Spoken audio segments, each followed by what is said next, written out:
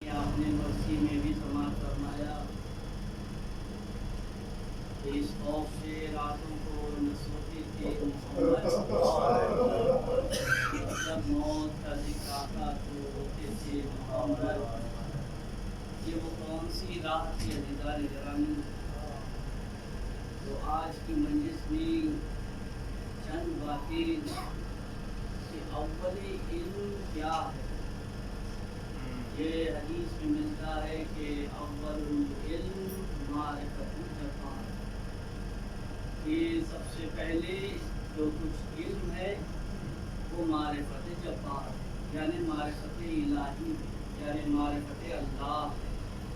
हम अगर नमाज पढ़ रहे हैं ये तो अल्लाह का शुक्र है कि हम उस दर से उस ड्योढ़ी से तौहीद को लिए है कि अगर हम नाश करते करते मर भी जाए तो उसका शुक्र अदा नहीं होगा जिसने हम तक तौहीद इस हिसाब से पहुंचाई है कि जहां पर पहुंचाने वाले रसूल है और जिक्र करने वाली कुरान जैसी किताब मौजज़ा है, जिसके अंदर आप सुबह शाम हमेशा पढ़ते हैं, जिसकी ताकीद भी है कि वो सूरह आले इमरान की 3 आयतें जिसे आप आयतल कुर्सी से भी याद करते हैं, और उस 3 आयतों में इब्तिदा में बताया गया है कि अल्लाह क्या है और उसे कैसे मानना चाहिए।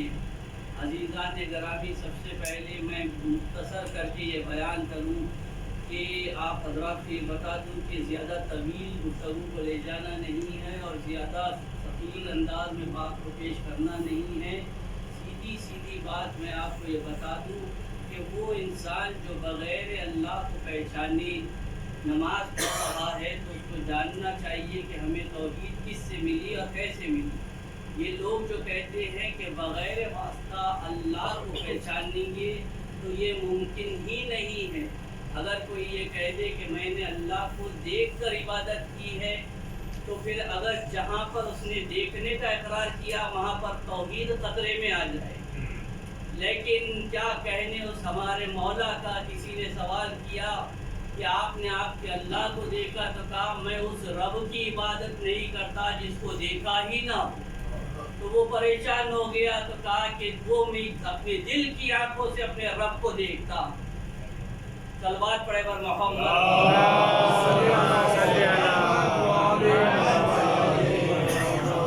अज़ीज़ान गिरामी, हमारे लिए 14 ऐसे मुआहिद है जिसने हम तक तौहीद को पहुँचाया है। उनके अलावा किसी और ने तौहीद को न जाना है न पहचाना है। हाँ, ज़माने ने कभी खुदा को दिनों में मुकर्रर कर दिया, कभी महीनों पे मुकर्रर कर दिया, किसी ने लेकर जाकर अर्श की कुर्सी पे बिठा दिया। लेकिन हमारे लिए ये तो शुक्र है कि मासूमीन ने हमें ये दर्स दिया कि ऐसे इबादत करो, ऐसे तौहीद को मानो जैसे हम बताते हैं तुम्हें तौहीद। अगर वो न बताते फिर अगर तौहीद को मानना है तो सबसे पहले आपको नबूवत भी मानना पड़ेगा और नबूवत के लिए फिर इमामत को मानना पड़ेगा। तो रसूल इसीलिए बार बार कहते हैं कि अना मदीनतुल इल्म व अलीयुन बाबुहा।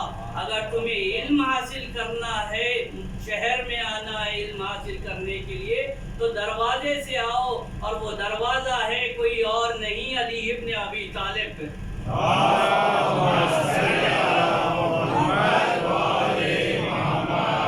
अज़ीज़ान गिरामी, अगर मौलाए कायनात का दामन थामोगे, ये वो मजबूत रस्सी है जो आपको तौहीद भी बताएगी, रिसालत भी समझाएगी और अपनी ज़िंदगी में कामयाब व कामरान होने के लिए मंजिलें तय करने का तरीक़ा भी बताएगी।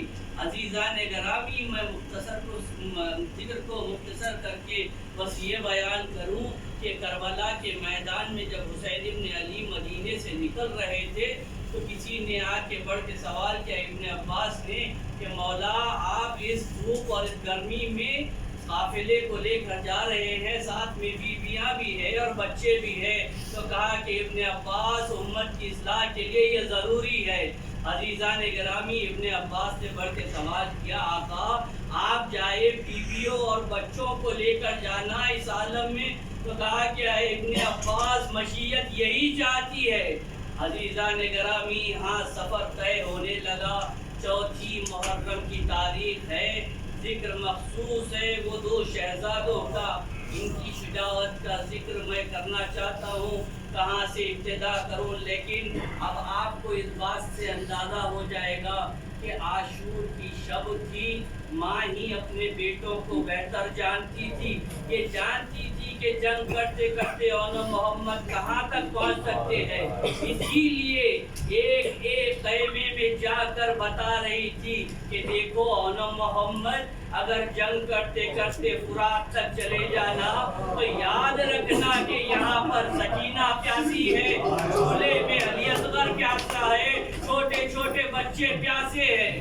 عزیزان گرامی، یہ شب عاشور کی گفتگو تھی، لیکن جب روز عاشور نمودار ہوا تو ایک کے بعد ایک انصار نے اجازت لی، حسین کے اوپر جان نثار کرنے کے لیے آگے بڑھتے رہے، لیکن ایک مرتبہ شہزادی زینب نے دیکھا کہ ابھی اون محمد نہیں گئے ہیں، ایک مرتبہ بلا کر کے سوال کیا، اون محمد کیا ماموں پر جان نثار کرنے کا ارادہ نہیں؟ عجب نہیں، بچوں نے کہا ماں ہم جب بھی ماموں کی خدمت پہ جاتے ہیں ماموں یہی کہتے ہیں کہ آپ میری بہن کی کمائی ہے، میں آپ کو کیسے جنگ کی اجازت دے دوں؟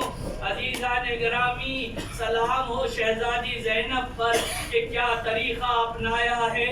ایک مرتبہ حسین کو بھی خیمے میں بلایا، علی اکبر کو بھی خیمے میں بلایا، اور ایک مرتبہ کہا آپ دونوں تشریف رکھے۔ حسین و علی اکبر بیٹھ گئے، شاید ہی کوئی ماں یہ عمل کر سکتی ہو، شہزادی زینب نے اون محمد کو تھاما، حسین اور علی اکبر کے اطراف میں چکر لگائی اور کہا عباس صدقہ گھر میں نہیں رکھا جاتا بھائی۔ ایک مرتبہ اون محمد کو رخصت کیا۔ عزیزان گرامی، یہ وہ دونوں بچے ہیں جو جعفر طیار کے پوتے ہیں، حیدر کرار کے نواسے ہیں، اور اس مرتبہ اس جان سے چلے ہیں کہ ارادہ اور عزم یہ تھا کہ عمر سعد کے خیمے میں جا کر اسے قتل کر دے اور پھر اسی تیزی سے جنگ کرتے ہوئے چلے، لیکن وہ ملعون جو اپنے آباء و اجداد کی طرح بھاگنے کا عادی تھا وہ خیمے سے نکل چکا تھا، لیکن یہاں پر فوج نے یہ دیکھا کہ بچے جنگ تو کر رہے ہیں لیکن فرات کا رخ نہیں کر رہے ہیں۔ کیوں نہیں کر رہے ہیں؟ کیونکہ ماں سے وعدہ جو کر کے آئے۔